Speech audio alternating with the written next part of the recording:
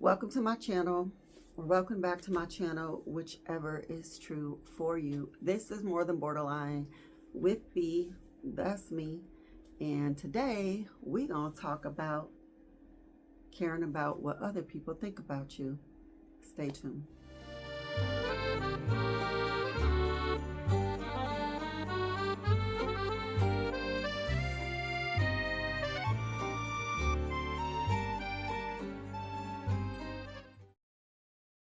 I think one of the biggest lies that we hear each other say and tell ourselves all the time is, I don't care what other people think about me. Now, when you're saying it to try to prove to others that you don't care what they think most of the time, because you care what they think and you want them to think you don't care what they think. That's what I think, but it doesn't matter what I think. See where we're going here? Look, so many people are stuck, never doing stuff that they want to do because they care what other people think about. Now, I'm not saying not to care what anybody thinks about. I obviously care what my Creator thinks about. And I care about, like, the people that I love. I care what they think about, but how it affects me, there's different levels. Everybody can't affect me with their opinion. First of all, most people have different opinions, so how are you gonna let everyone's opinion affect you anyway? And that's why we gravitate towards people who think similarly to us, right? So that because we think the same. There are plenty of people on the other side who think completely opposite of us. And so I feel like when I was younger, I cared so much what people thought about me, because with borderline, you're not confident in who you are. So you actually, this personality disorder, you kind of adopt the personality of the person you admire and that you're with. So of course they like you, you're reflecting them back to them. But the reality is that you don't look at it like you're being fake. I'm still trying to figure out who I'm trying to be. I really like you, so I think I want to be like you. I think that is the mindset behind it. Now, that is not as much of a struggle these days, because as I've gone through all these years of healing and learning and understanding the brain and the mind and this disorder and how it works, and developing my relationship with God and how all of those things work together. Because they used to kind of be in separate boxes for me. And now that it's all together, me and God trying to work out what He wants me to do and what that looks like with my mental illness. Because it's not, my mental illness, my personality disorder is not going to look like the next person who's up here, teaching Sunday school and all that. And so I really believe that I've gotten to a point where I can't care what others think, because this life has tore me down, and I have experienced things that have broken me in ways where I didn't know I was going to come back. To get low enough to where I almost took my life told me that life wasn't worth living, right? The life I was in at the moment was not worth living, or the way it was, or I wouldn't have been ready to leave it, and I was. So then realizing, if your life is that awful, you don't have to die. You can leave. Go.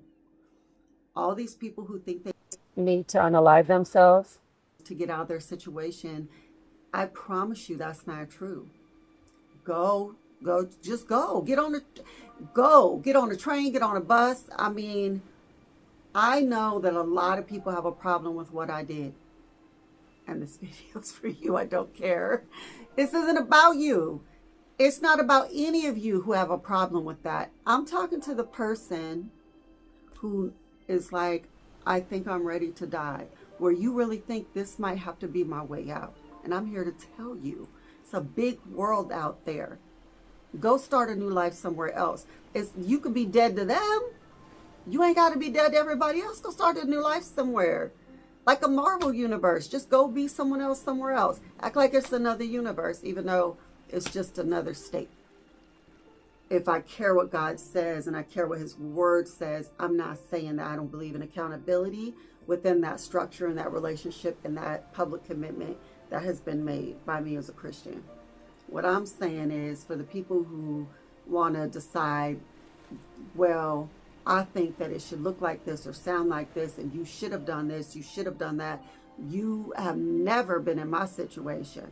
You have never lived through the traumas I've lived through. You have not experienced what it's like to live in a world where you are in black and white and they're in color. Okay? So don't tell me what I could have done, because if I turn around and say to every single one of those people, let me tell you what I would have did different in your life, they would be so damn offended. Because I don't know, I'm not you. And even though I could say I would never have done that, or I would never do this, or I could never do this, I used to say that all the time. I will never fix my mouth to say that again. I've been humbled way beyond that. Any brain, any heart, any mind can go through something, and you will not be the same person on the other side of that. And I have been through so many situations where on the other side, I'm someone else to where I feel like when I look at different stages of my life, that those are different characters I played, right? Like, it's not, I don't even feel like it's me. So I'm just here to tell you, in my wisdom of being 50, my husband talked about how I love to say I'm 50. That is a crazy accomplishment, and 50s don't look like they did back in the day, baby. I'm just saying, because me and my friends, we looking good for 50. But anyway, I'm just saying, like, don't wait till you're 50 to realize that you do not have to answer to everybody else. Your family is your family, but when you grow up, you decide what you want family to look like. You decide what you want your holidays to look like. You decide what you want your family structure to look like. What you think is, you don't let the world, what's popular, the sitcoms, the news, the government, even just people that you knew because you knew them. Like, for me, I never chose California. I was a kid. My parents chose to live here. My husband moved here. This is where he wanted to be. I was not given the option. And I think that once they started taking cameras into small towns like they did with Hometown and Laurel, I realized, oh my goodness, that I would have chose that life. Oh, wait a minute, I could still choose that life. And that's what a lot of people feel uncomfortable with, is me just saying, you know what, I want a different life now. I want a life where I'm not going to want to die to get away from it. I don't think it's too much to ask for.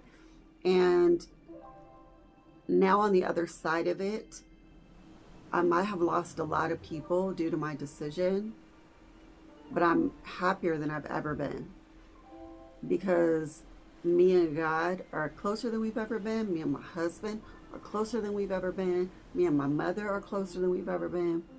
And I'm just seeing so many of my friends I see who really, really cared, not only cared for me and loved me, but understood me and understands me.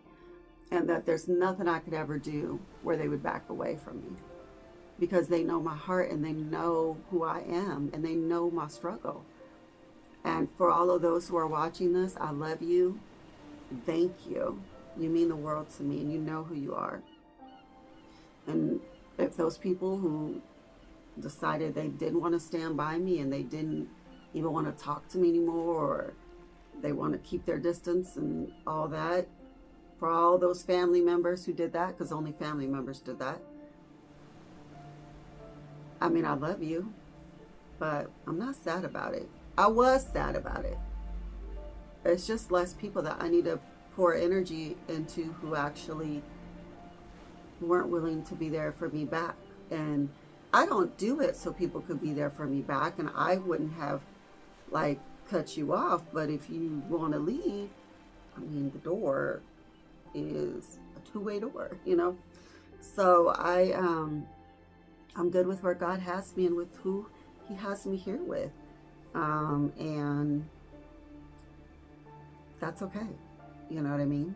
Like, it's just a new stage of life. It's scary because it's unknown, and I know that this is just all new to me, and I don't know what it's going to look like. I don't think I care what it's going to look like, as long as it doesn't look like my rear view mirror. And that's just the honest truth. And the only way you could get here is by not caring what people think. There's no way that you could just decide to do what's best for you, for your mental health, for your well-being, if you're going to worry about what the neighbor and, you know, your childhood friends said, and your, you know, whoever thinks of you. Like, you're always worried about, like, what are they going to think of me? Who cares what they think of you? It doesn't matter. What does God think of you at the end of the day? You know what I mean? It's not our job to convince other people that we're anything. No, we're not here for them. Like, this is God's story. We each have a part to play that He's given us. And the story's never about us. It's always about Him. The only thing we are is a vessel that we could be used for Him, or we could be a vessel that says we don't want to be used for you. We want to be all about being a prettier vessel than all these other vessels that are going to be destroyed. And ultimately, like, there's no way in this situation I could even care what everybody thinks, because so many people think different things. And so it would be interesting to get them in the room and let them all debate each other on that. But I feel relieved not to care what people think. And my husband and I were talking about this yesterday on the show a little bit. And he was talking about the fact that when you're an actor, like, you can't, when you're in front of the camera and stuff, like, all eyes are going to be on you. You cannot be embarrassed about what people are looking at you and thinking when all eyes are on you. Like, that's the whole point in acting, is, like, all eyes are going to be on me as I act a fool. So the difference between, like, actors and people who could never do that and don't even want attention on them at all comes down to what people think of you. That's all it is. No, people are going to look at me. People are going to think this. Like, I literally have had women tell me, like, your hair is, I love that color, no matter what color it is, like a red, a pink, or whatever. And I'm like, oh, you should do it. No, I could never. I'm not brave enough. What? Like, you're scared to dye your hair, but you want to? We've got to not let other people run our lives. It's your life. This is your one life. What do you want it to look like? How much more do you have left of it? Do you want it to be the way it is forever? If you do, that's okay. But to those of you who are stuck, who keep wondering what it would be like to be somebody else, how they could have lived a different life, how you can still live a different life. Why are you stuck? Because if everyone involved is an adult and you're an adult, do whatever the hell you want to do. It's a free country. We're literally in a free country. Well, if you're watching this, there are actually countries where women would not be free that could be watching this. So don't ban me in those countries. I'm just saying, you might want to try to get to another country. But I just digress. This is what happens when you have ADHD. Be you, and be unapologetically you. You know, as long as at the end of the day, you are growing in love, growing with your Creator, you go do what you want to do. You make sure you represent Him well while you're there. Ain't nothing that's saying that you got to stay where you are. Even if it's a break, even if you just say, I'm leaving for a week. Matter of fact, after I left, we saw a Christmas movie come up on Netflix with Michelle Pfeiffer in it. And it's the same thing. Like, she felt so overwhelmed and disrespected and unappreciated as the mom.